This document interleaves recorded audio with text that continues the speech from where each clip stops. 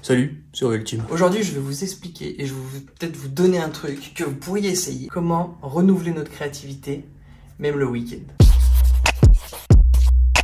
Inscris-toi au mail créatif, c'est ses conseils. Des fois des tutos, je fais parfois des petits trucs comme ça, mais je vous envoie ça directement dans votre boîte mail, ça peut être intéressant.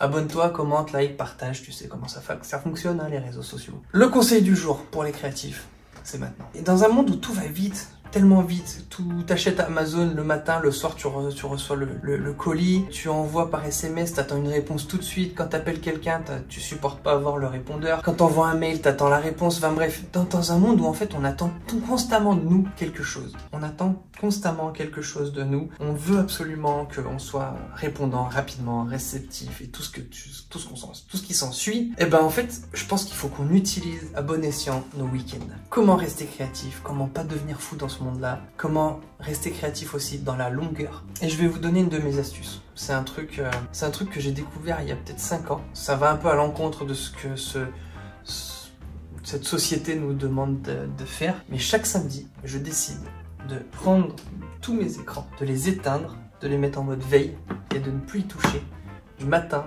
jusqu'au soir. Alors les premières fois, t'as plein de phrases qui te viennent en tête. Oui, mais le client, il m'avait demandé ceci, et puis en fait j'ai pas répondu à ce mail, et puis sur Instagram, j'ai des followers qu'il faut absolument que je réponde. Toutes sortes de phrases en fait, qui t'assaillent, et qui te gardent en fait prisonnier de cette frénésie ambiante, qui t'empêche de renouveler ta créativité. Et je vais vous dire une chose, essayez, allez, 2 samedis, de couper tout, Internet, votre box, votre téléphone, tout ça, un samedi par semaine. Essayez, juste une fois. Et vous verrez qu'en fait, le dimanche matin, quand vous allumez vos appareils, pas que le monde continue de tourner, que le client, en fait, il est en week-end aussi, comme vous, que les followers sur Insta, ils attendent aussi une journée, qu'il n'y a pas besoin de répondre tout de suite, tout le temps, que les SMS ou les appels n'étaient pas si urgents que ça, et vous verrez que le monde continue de tourner. C'est peut-être ça qui fait peur, en fait, de se dire qu'en fait, on est peut-être inutile dans ce monde.